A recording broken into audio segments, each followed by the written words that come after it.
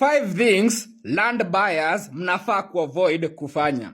Number 1, kwenda kwa landowner umemwekea pesa alafu baadaye bado unampea kazi ya kutransfer ile title deed ili kuje kwa jina yako. Ujue landowner haezi kuwa na legal possession hiyo kuona hako kashamba kake na bado akuwe na pesa. So ukishamwekea pesa hiyo legal possession inafaa kumponyoka. So the moment umewekea mwenyewe pesa lazima ujue anafaa kukupea original title deed, akupatie spouse consent, assign consent ya kwenda kwa land control board, alafu assign transfer document. Akisign hizo na akupatie original title deed, you are good to go. Utaweza kuenda kwa valuer, shamba yako ikuwe valued. After imekuwa valued all the way, after ulipe stamp duty na transfer ikuwe sheeted. Hiyo ni 1. Number 2, usikubali that utumie kampuni ya shamba ambayo inakuuzia uende that usign ile agreement yenye huwa na sign. Agreement huwa inasainiwa kwa wakili.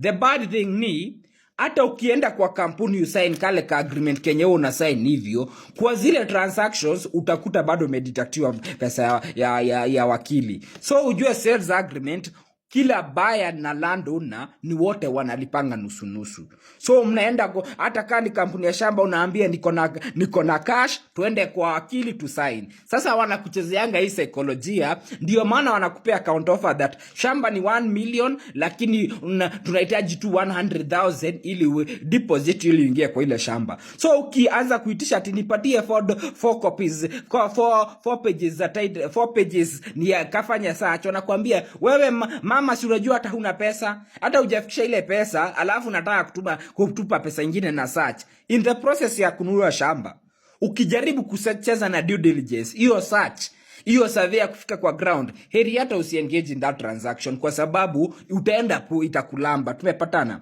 Hiyo ni transaction number 2. Nayo shamba ya share certificate.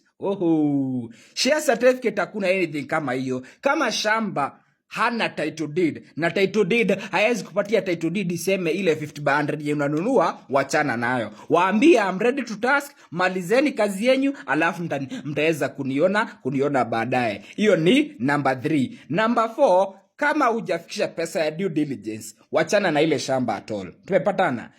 Kwa sababu ya nini? Huwa tunasema unaona due diligence in the cost ya shamba ya due diligence yote ya surveyor kufika kwa ground, kufanya land search, kufanya historical search, surveyor anunue map, register index map, afike kwa ground, surveyor confirm shamba iko in the right location, beacons iko salama, they are legal binding, they are clarifying ownership, confirm kutoka Ndongo's report, confirm from revocation of title deed from National Lands Commission. Kama una hiyo maneno yote, wachana na shamba tafadhali. Si lazima tunaweza nunua gari na zile pesa tunaweza jibamba. Uliza watu wenye wamenunua share certificate alafu akapoteza. Just ask them. Mtu mwenye nunua shamba akapoteza pesa anasemanga heri hata angejibamba ama angefanya kitu kingine. Enda ukanunue share zile za Deni Nyoro na kuambia tafadhali. Just go that way. Number 5. In the process ya kununua shamba, when the deal is too good, avoid it at all.